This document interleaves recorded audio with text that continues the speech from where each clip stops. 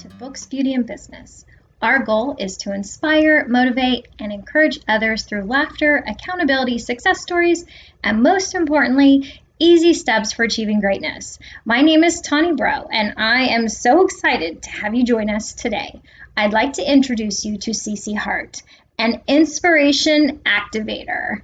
You probably don't meet very many of those. She uses a wide range of modalities to activate your mind, your body, and your spirit through delicious, organic, plant-based foods. She has a passion for health and wellness and creates effective strategies to fill your life with love and inner bliss. Joining us all the way from Bali, I hope you enjoy this interview with Cece Hart. Cece, we're so excited to have you with us today. Thank you for joining.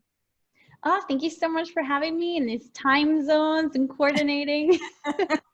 Absolutely. That's one of the wonderful things about doing these type of phone calls and video recordings is that we really can be anywhere in the world and share your knowledge and experience with everyone. And I absolutely love that.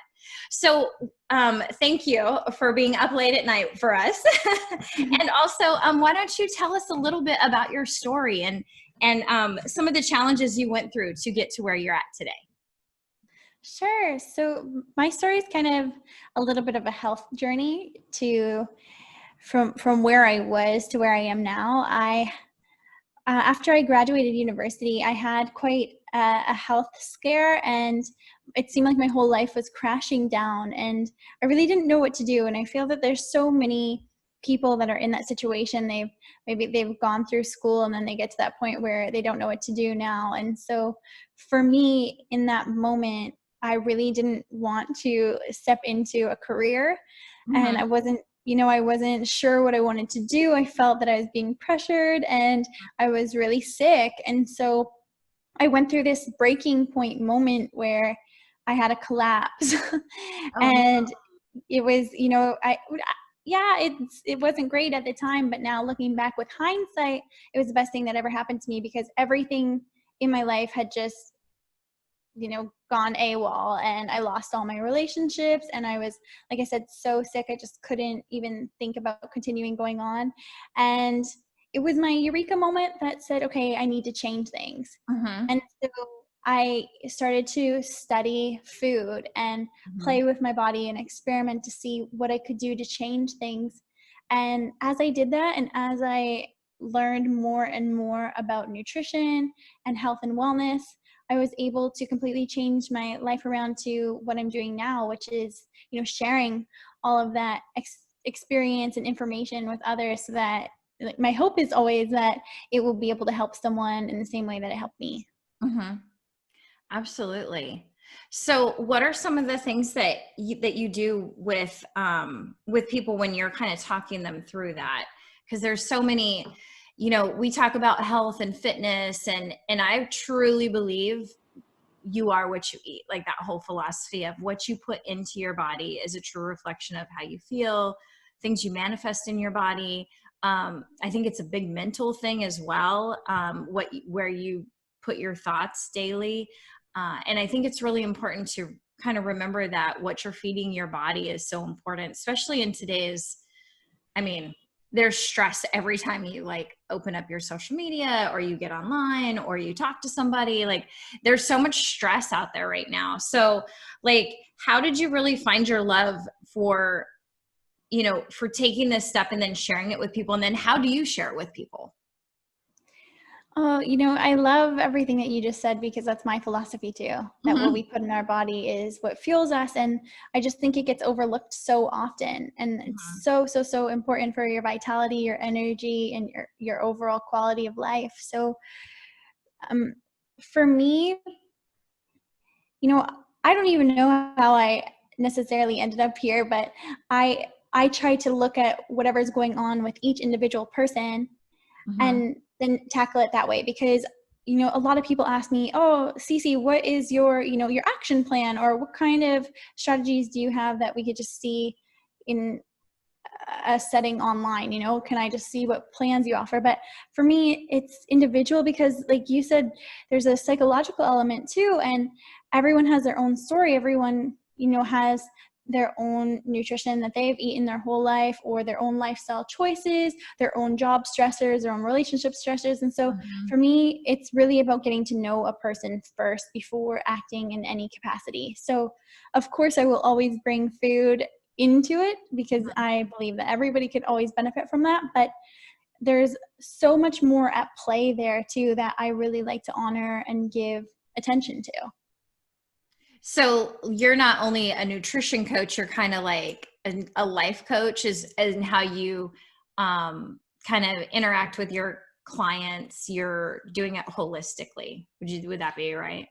Yeah, exactly. A whole systems approach for sure. Because for me, on my journey, I went all around the world for the last 6 years, learning from different cultures, different modalities and techniques, all to do with natural healing. And so it can be anything from psychology that I picked up in university for my degree, or, for shamanic medicine from the jungle. Like, it can really be a broad spectrum of things. And so I like to make sure that I'm using everything that I've collected, everything that I've learned, to help in whatever capacity I can, because there's just so much that happens within the body, the mind, and the spirit.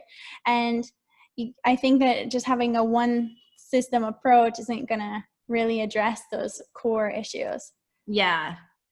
I completely agree. I think body, mind, and spirit is something that one of them always gets neglected. Either you're focused on, like, I'm really going to take this time to center my mind and reflect and pray or meditate, and then, like, you're eating like crap, or you're like, you're over here like really focused on, getting healthy and exercising and doing that, and you're not like taking time to, like, how do you get all of that aligned? Like, what kind of advice and what are some things that you help people with in that regard? Well, you're right. If you're focused on one thing, you're usually neglecting something else. So it's kind of finding that. A lot of entrepreneurs, that's people that I'm interacting with a lot, as busy entrepreneurs, they're typically neglecting their nutrition because they just feel that they don't have time to eat properly. So, it's kind of a walk in the day. Tell me about what your day looks like. Tell me about how you're feeling. And at different points, where does your energy drop, or where do you feel that you're lacking in life? Do you feel that you don't have a nourishing, loving relationship? Do you feel that you just have no time to exercise and take care of your body? Are you feeling a lot of stagnation and pain in the body? All these questions would be kind of where I would start. And it almost like a psychotherapist type situation where, I work for a green tech company, and my whole role is to just kind of like human relationships, health and wellness coordinators, to figure out exactly what's blocking them, how if they're on their purpose or if they're not, and how to get them back on it. So it's, it's quite a very individualized approach. And I really love putting my whole heart into it and getting to know the person on a deep emotional level, so I know how I can help you more than just, here, just have your green smoothie and away you go, or get on the treadmill 15 minutes a day and report back to me. It's like, I really want to know what your passion is and what you thrive doing, so that I can help you in that way. So in that way, that's why I call myself what I do. Like, I don't call myself, a life coach or anything like that, because I feel that there's more to it than that. At least I try to bring that. Yeah, you're exactly right. There is so much more to what you help people do, because they do kind of silo those areas sometimes. Like, I have a fitness instructor, I have this, but there has to be that thread, right, that's tying them all together somehow. And man, getting people to understand their purpose is like, if we had a drink for that, like if that came in a green smoothie, we would be drinking that all day long. And as you evolve and change too in your life, I feel like sometimes that can evolve and change as well. So, I mean, I think we could talk all day about how to get into alignment and how to feel like you're on your true path, right? And then those things fall into place too, because you have to feel good in your body, right? You have to feel healthy about what you're doing. And then that comes where the food comes from. So you have a big job. So tell me a little bit about some of these cool experiences you had. Because you said you traveled all over, and then you're like, did you say shamanic, like jungle stuff? Like, did you really get to do that? Like, what did you do? Yeah, that was quite earlier on in the whole experience, actually, because I can be really extreme, and with each level of my decision-making process, I had a goal that I wanted to reach and something else that I wanted to learn. So at one point I wanted to learn medicine from shamans, and that meant which herbs can I go pick to heal different ailments, which is it's a big undertaking, by the way. There is a extreme amount of plants in this world. So trying to identify them is not as easy as one might think. So that's where I can only imagine.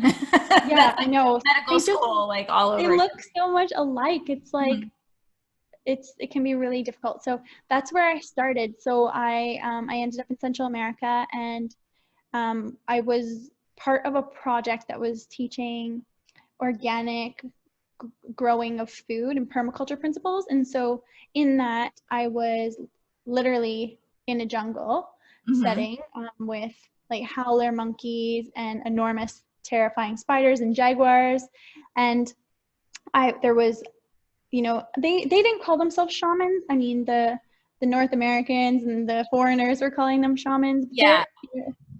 Ancient elders that were practicing medicine that has been passed on for generations. And so I began to work with them to find out about the different herbs and plants in their area. So that was really beautiful experience, because at that point, although food and nutrition had taken me so far, I still was not 100% cured. I was still having some symptoms. And one of the men went out to the jungle, collected a bunch of roots and plants, and he made me this very orange looking, bitter tasting concoction, and he gave it to me, and he said, when you're done drinking that, you will have no more. I had ovarian cysts, and he said, when you're done drinking that, they won't be there anymore. And when I was done drinking that, they weren't there anymore. So wow. And this is not, I just want to say it wasn't like an ayahuasca situation. This was some sort of herbal tea just from roots and bark and leaves. Maybe, I have no idea. Yeah. So things like that, like I just believe that there are things on this planet that are for us to use medicinally in those ways. And you just think, because you think all medicine came from a plant source, right? And then synthesized or whatever they do. I don't have any idea of that field, but you just have to think like it started somewhere, right? With something like that, and the wisdom passed down between those people. It's cool that they're sharing that, so it's not completely lost, or monopolized or whatever you think they could do with that type of information. But that's a beautiful story. Like, I love that. And also, when you go through an experience like that, I feel like that just only reinforces like your purpose. Like, you're supposed to be sharing wellness and ideas like that. And you have a really amazing story to share along with it. And I think that is very impressive. That's really huge. So I'm way off topic with the questioning because I love learning about you and your experiences. So you kind of covered like how you found your love for inspiring people through your own story.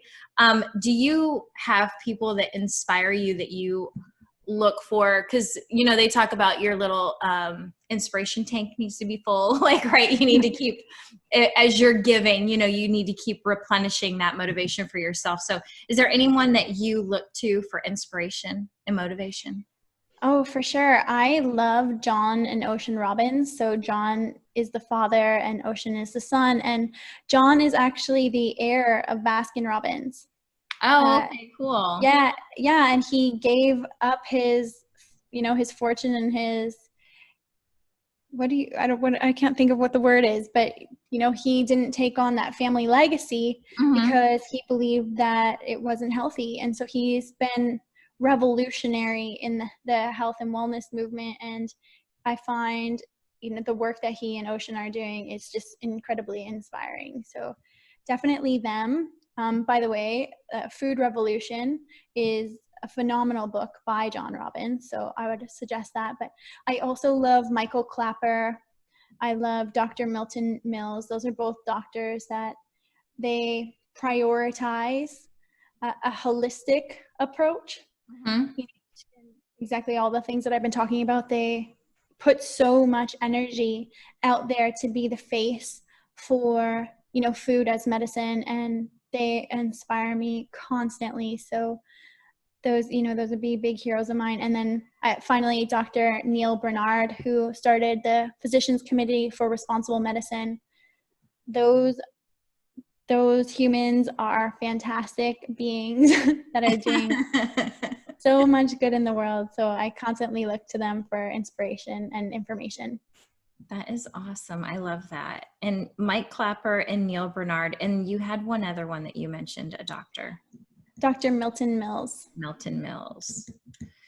I'm just making notes because I'm going to share some of your notes on the website page so people can have access, and if they want to go look these people up and also get motivated and inspired by them. I like this Baskin and Robbins story. I mean, I don't know if I'd walk away from an ice cream legacy like that. I mean, I love ice cream. Like, can you make it healthier? I don't know, but that was that I'm going to have to definitely look into that story, because that I'm sure is really an interesting topic for that family as well.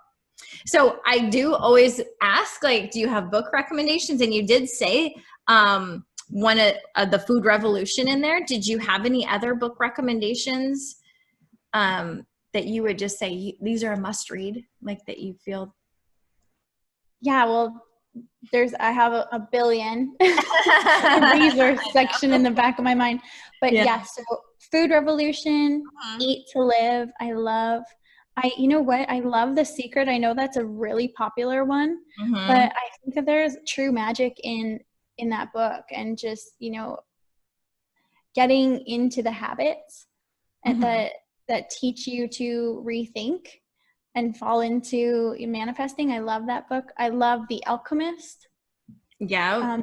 That's, that book kind of like put me in touch with my purpose. I was reading it during all of this experience, and I thought, oh, you know what? I want to get onto my path, like what feels good in my heart. So let me think of what else we could. I don't know why I'm drawing a blank right now, because I feel like there's so many, but maybe we could put like a resource section of must reads from me. Yes, and we can definitely do that if you have some more suggestions, because I do agree. And in fact, The Secret and The Alchemist were on my book list for the book club very recently. I think we're aligned with those type of inspirational topics. Eat to Live, I don't know if I've read that one in Food Revolution. I'm definitely going to have to check those out. So we are Books, Beauty, and Business. So do you have a favorite beauty tip you'd like to share? Yeah, you know what? I actually got my hair bleached on accident a couple days ago. And it was crazy because there was a friend here who wanted to use my hair for a modeling situation. She wanted to take photos of my hair. So I said, okay, I didn't know it was going to be bleached. I just fully said, okay, I'm just going to give in to you, and I'm just going to trust that whatever happens is going to be epic, because it was supposed to be for Instagram. But I ended up with yellow hair. Okay. And so my beauty tip is to do with natural, remedies, because my hair was yellow and I really wasn't a fan of all the chemicals happening. So I wanted to know what I could do naturally. And what I did is I went out and I collected blue flowers, and I made the blue flowers into tea with water. And it made this really blue water. And then I washed my hair. I put it all in my hair and I washed it out. and the yellow toned down. And so I say this because when I was Googling, what do I do? It was a huge thing for women who bleach their hair and their hair goes yellow or orange.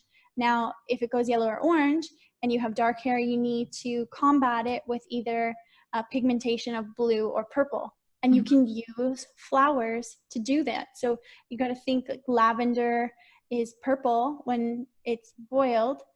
The blue flowers that I used are, I don't know what the actual technical word for them is. We just call them blue flowers here. It's everyone's always like, oh, the blue flower tea. So I can't tell you, but I can tell you that it worked and that it is now going to be a tip that I recommend all the time, knowing that it's evidently an issue that comes up for people. So, if you ever feel, oh no, my hair is brassy, you can just put some flowered tea on it and it will tone it down. So that would have been good to know when I destroyed my daughter's hair. No, see, it is common. I feel like if ever you talk to women, someone's going to know somebody. What happened? Oh, she just went through identity crisis of 2019, and we went from dark to platinum blonde to dark to every color in the rainbow getting there. So at one time, I think that it had maybe a green tint to it. It was in one of those transitions, and it wasn't good. So I was trying to find things that weren't going to harm her hair as much as we already did. And then we just really ended up going into a new stylist and having it fixed. But I like the idea of natural, less chemicals, right, in your hair that are damaging it. So I love that. And I would have never thought to collect flowers for a tea for your hair. So that's really good. I think we should do some more research on that, and you should make it a thing. I was thinking about that. Because when I did the research, it said to use food coloring. And then this is where the training that I've gone through in my life and learning from nature, I thought immediately, why would I get a food coloring when I could just make food coloring with the flower? Because I do that for food. So if you ever look at my Instagram, you'll see that I do coloring of food sometimes, and I use the flowers to do that. That's how it all played out in my mind. And I was freaking out because I thought, imagine my hair turns like crazy or it stains it blue. And anyway, it ended up being blue later anyway, not because of the flowers, but that's a whole other story. But I think that you're right. I think we should tell people. Yeah. Go out, just put some lavender on your hair, you'll be fine. I love it. I love it. Well, I really appreciate your time with us today. This has been a lot of fun learning about your inspirational activator and how you're helping in the world to help people find that purpose and that balance between body, mind, and soul. Do you have any last additional advice for the ladies before we wrap up? Oh, you know what? I actually had 2 more books creep into my mind. So Okay. I have to drop them. So one is Energetic Boundaries. That's Cindy Dale. That one was life-changing because it really verifies all these different levels of boundaries that we need to set for ourselves that we might not even be aware of. So I think that book, it goes into a little bit of the spiritual or woo-woo realm a little bit, but I think that it's applicable for anybody, and it's really fantastic. It helped me a lot. And then the other one is the Book of Ceremonies. That book is by Sandra Ingram, and she's from the States, and she calls herself a shaman. And I bring that one up because it's more mainstream, just getting into ceremonial habits that can just make your life a little bit more habitual and sacred. And so it's kind of just setting up practices that might really help you just connect to your heart and your mind and your spirit. So it might be a little bit of taking care of the spirit or even mind, because there's a lot of just meditation in that, and just setting up, even dinner, just having dinner be this sacred space that you're putting love and intention into it. And so I really loved both of those books. Mm-hmm. Yeah, I love that. I'm gonna have to check them out because that sounds really good. And you said she's from the States. Were you not? Where were you born? I was born in Canada. Okay, Canadian, love it. Yeah. I've exposed myself now by saying the States because nobody in America says that. They're always like, "Oh, you're from Canada. It's cute." Yep, I knew. I was like, yeah, hey, I only hear that from people outside the US, so that's good. Well, thank you so much for your time today. This has been great. And we'll go ahead and put this on the website, and we'll also have all of your contacts there. So if anyone wants to reach out to Cece to ask more questions or find out more about what she does, her information will be on there. So we really enjoyed talking with you today. Thank you guys for joining us. Until next time, bye for now. Bye. Thank you.